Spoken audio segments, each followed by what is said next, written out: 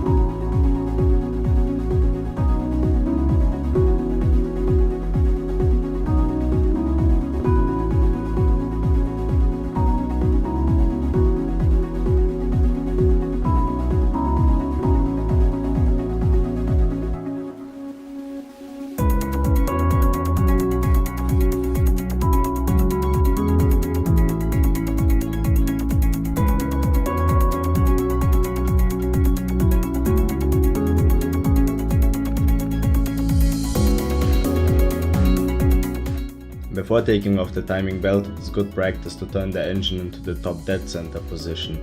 For this purpose there's a half covered hole on the gearbox bell housing and there's an indentation on the flywheel that needs to be aligned to the edge of the cover. So basically when looking from the top only a half of the indent should be visible.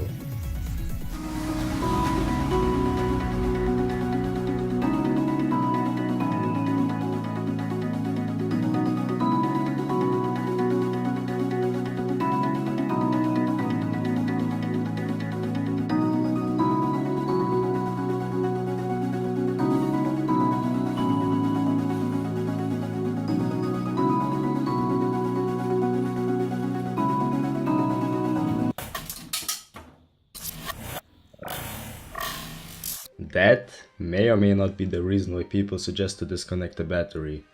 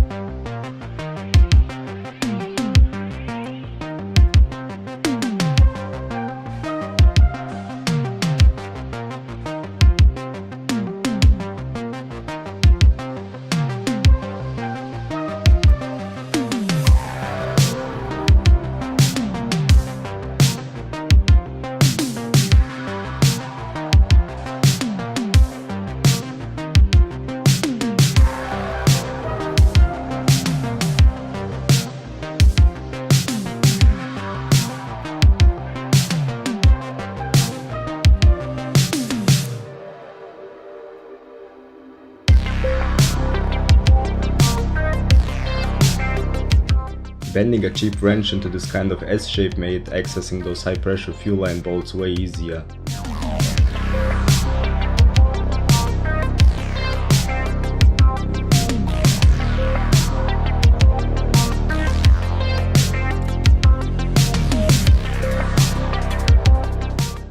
At this point I had almost everything removed from the head. Only thing left was this vacuum pump, which is held on by just 2 nuts. Great, it will be off in no time, right? Well, no, that's not how working on cars goes. As it turned out, the bottom nut was a pain to access, plus it was stuck like welded, so eventually after lots of trying I rounded it off and spent another frustrating 20 minutes grinding one side off the nut so it would finally move.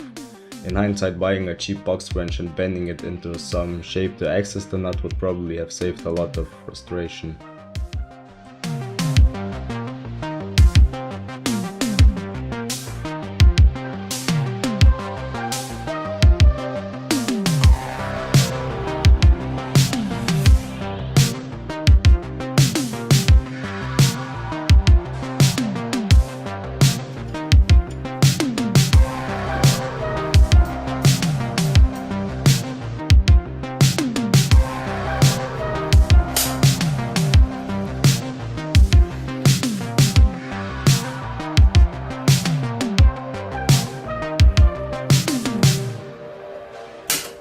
After breaking loose all the head bolts, I first removed the corner bolts and make some guide pins. This awesome idea straight from the internet will help me handle and align the heavy head without damaging something.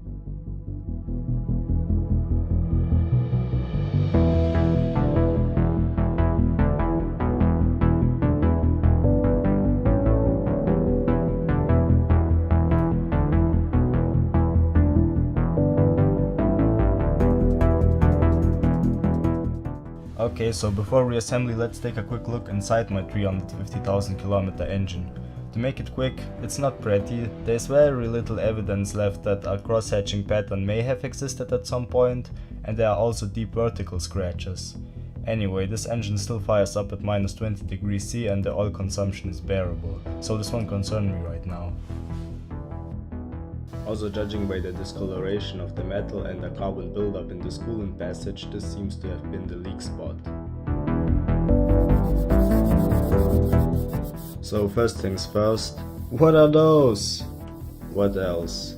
Oh yeah, since the seal surfaces were not checked by a machine shop, I apply some copper gasket spray, hoping it will fill in all the small imperfections even though the manual says not to apply any additional sealants. But then again, it also says in a highlighted area that the gasket must be fitted by a qualified technician. Before putting the head back on, I make sure both cam and crankshaft are still at the TDC position. Apart from minor adjustments, they cannot be adjusted separately afterwards since the valves would hit the pistons. Also, I suggest cleaning off any oil residue from the cam chamber since I had oil drip onto my freshly sprayed gasket. Ironically, this mistake saved me later when I didn't oil the washers of the new cylinder head bolts, which is very important for proper torquing. Luckily, due to the oil left on the head, I didn't have torquing problems except on like 2 bolts, which I got away with.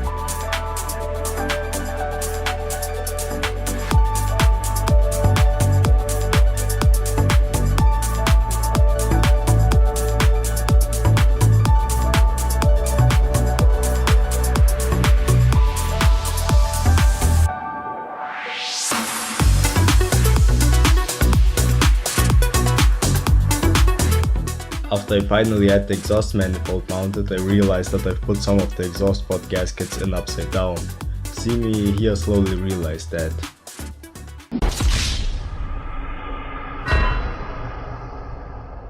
So I had to remove the manifold again, fix the gaskets, get the manifold back on.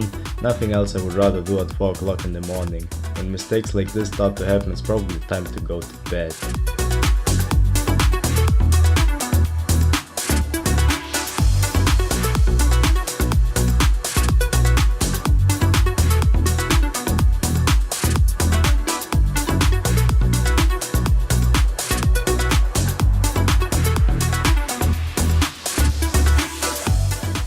For gaskets I don't know the tightening sequence for, I always tighten from the center out in both directions. This way any warpings in the gasket get pushed outwards.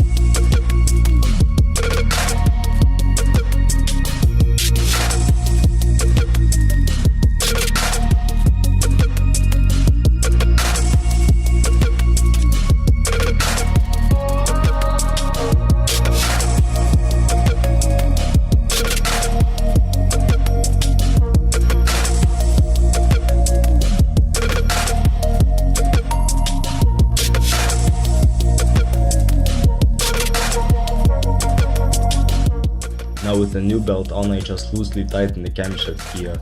This way I can tension the belt to spec but still adjust the cam timing.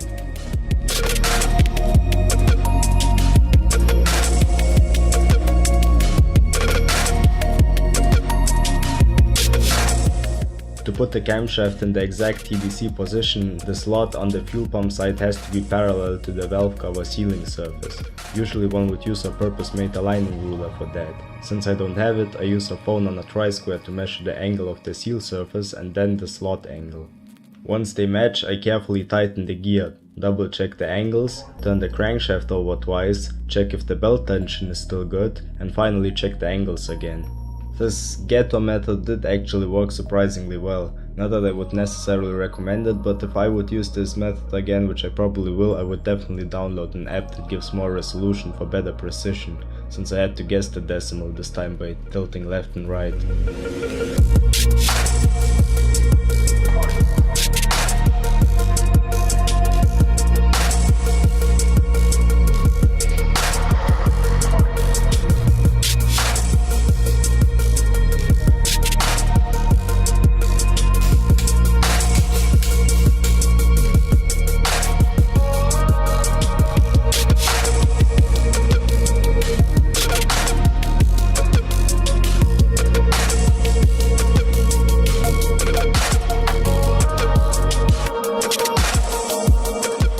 For the injection pump belt, again I make sure the engine is in TDC position, then I mount the gear so that ideally the indentation on it would align with the upper edge of the valve cover sealing surface.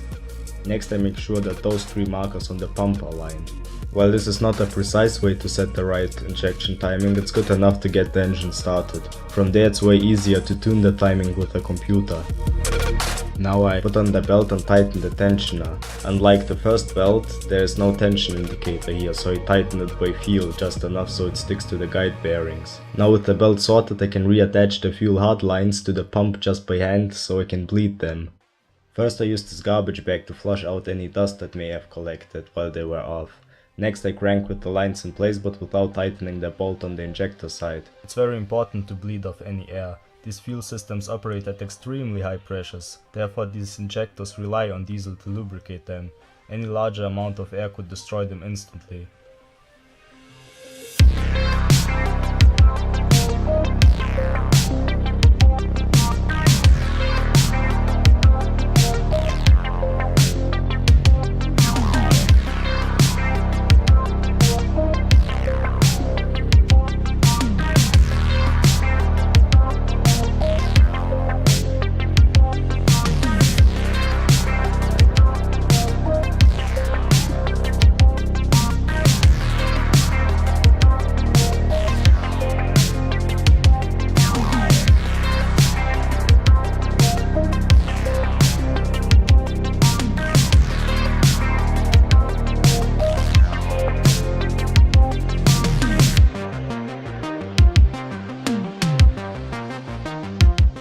At this stage I just want to put the radiator back on to see if everything will still work.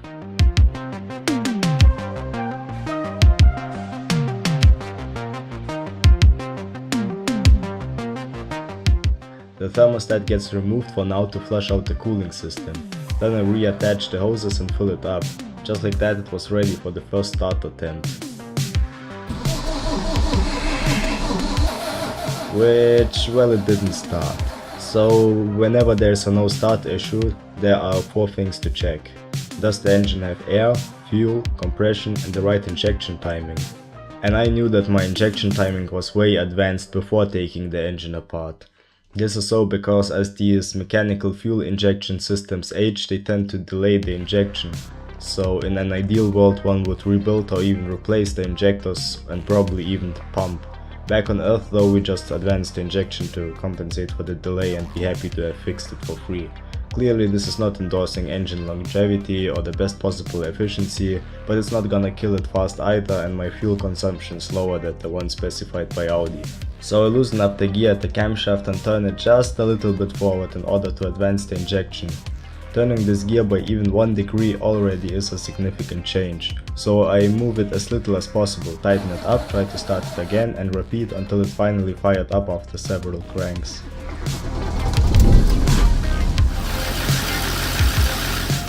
At this point the injection timing is still retarded, but that's okay cause that won't hurt the engine, it will just have less power, bad fuel economy and pollute the engine oil with diesel over time if you kept driving like that. Too much advanced timing on the other hand could cause serious damage in extreme situations. Now with the engine running, a cheap OBD to USB cable can be used to adjust the injection. However, my cable decided not to work anymore, and since I needed this car done ASAP, I just drove it to a mechanic to get it done. So what I will have to do is to release a part 2 where I will show how to read the injection timing with a cheap cable and free software, and how I determine how much to advance to compensate for the delay of the H system as mentioned before, and go further into the downsides of this technique. Until then, have a nice week, have an even better car weekend, and bye.